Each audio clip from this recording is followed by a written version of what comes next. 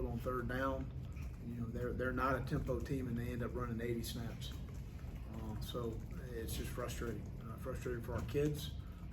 We need to do a better job for them, but we need to obviously execute and play a little better. But you just can't stay on the field offensively at all. Can't get anything going in the run game, and we're having a hard time piecing anything together offensively. But I thought our kids played hard, and I thought they gave effort. We didn't play very well, especially on the offensive side of the ball. And defensively late, we kind of started to stunt and trying to create some negative plays. When you do that, you're going to give up. You're going to give up plays. We end up giving a 75-yard run. That's disappointing, but. You know, the drive before that really was all in the run game. I knew Jimbo was going to try and run the football, and we were trying to stunt to create, to make some plays, and you end up giving up plays. And so, disappointed, extremely disappointed for our players, and I'll open up for any questions. Will, how are, it's all to carry on getting helped off. Does it look like a concussion, or do you know? Yeah, I don't know yet. I'll let Clint those people. I don't know. Xavier, I'm not sure what after the kickoff return. I'm not sure what that was, and they just told me he was out. I didn't get an answer, and then DeCarron got hit pretty good there. And I didn't know who else. Easton Riddle. Yeah, it's a knee injury. I don't know the extent right now.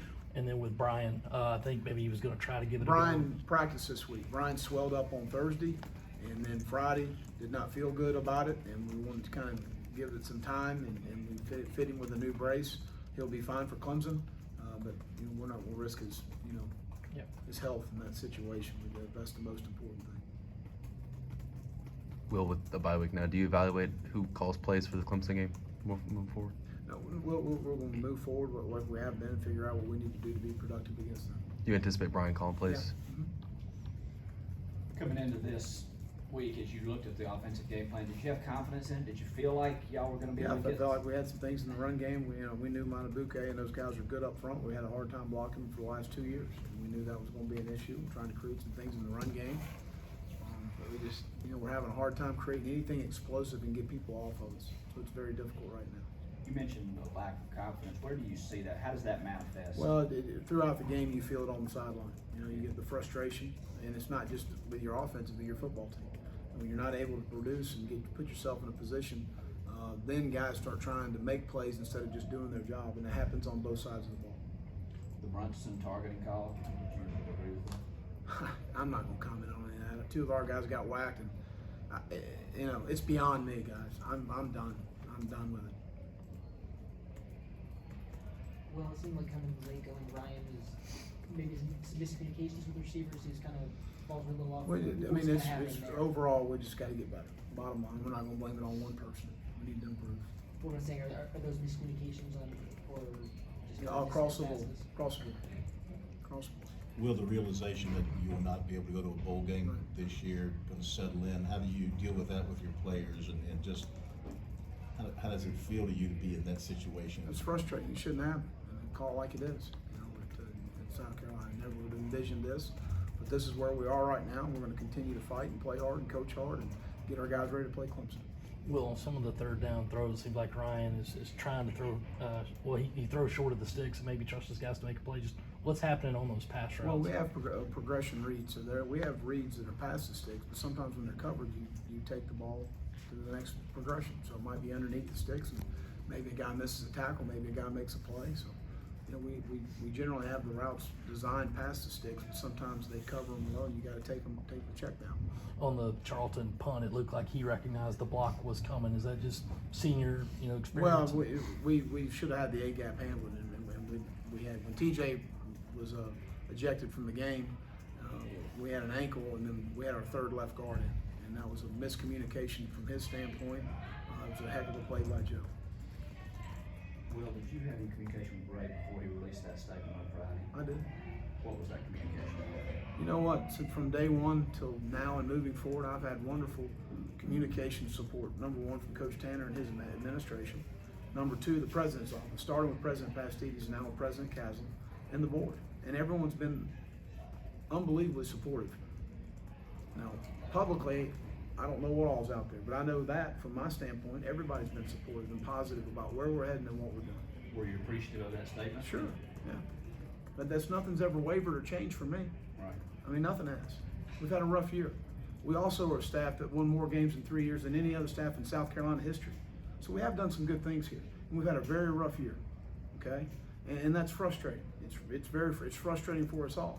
You know, I've been a coach that's been a part of national championships and multiple conference championships. And I plan on taking this program where it hadn't really ever been before.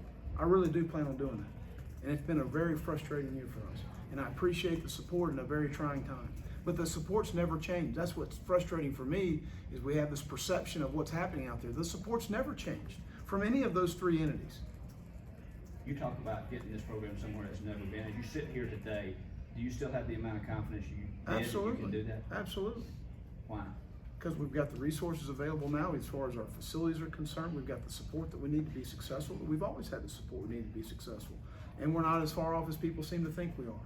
And that's the most frustrating part for us. And you get into a rut from a confidence standpoint, which is kind of where we are right now, it snowballs on you. And it's been unfortunate.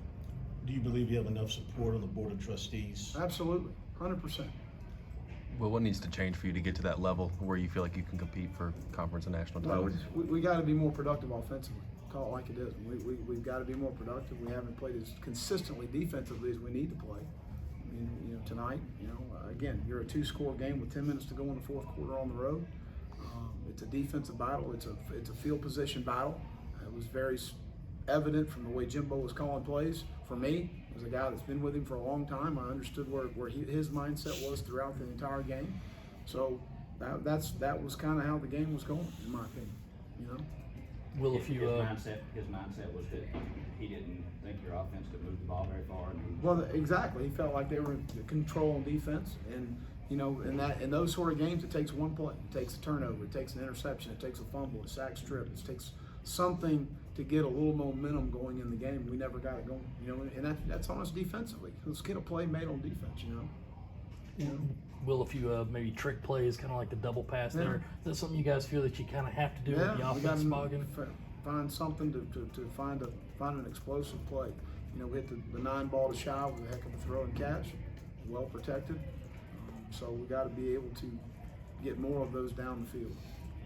You mentioned finding a play. When you're not having success like that on third down, does that change your mindset or philosophy or sense of urgency at all on second down?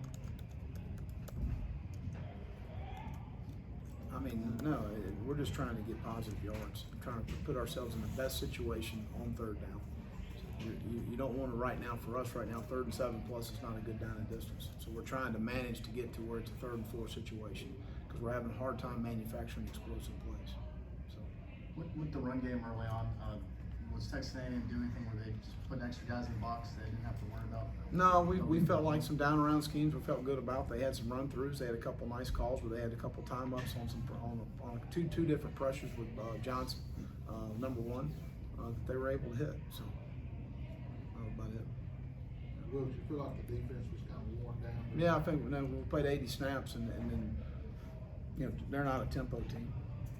He takes his time as far as substitution; those things are concerned. So that's the frustrating part. And when you're not able to stay on the field offensively, we started the second half with 3 and outs on defense. So we got to be able to flip the field from the offensive standpoint. Well, what's the plan for the bye week in terms of how many days you guys practice before you come back? Well, we're gonna unless they have treatment, to give them a couple days off Sunday and Monday, and then we won't get back to about 5 in the morning tonight, and then we're gonna work Tuesday, Wednesday, Thursday, and we're gonna recruit as a staff on Friday, and work as a staff on Monday in the office, and then get back on Sunday. Once you get back, will it be the regular practice plan, especially with some of the injuries? Same thing we've done with the open week before, with Georgia week. How helpful can an open week like this be in terms of recruiting at this juncture? What's that now? How helpful can an open week like this? Yeah, be we'll to utilize a couple days to recruit. Yep. Anything else for Coach? All right. Thanks, Will.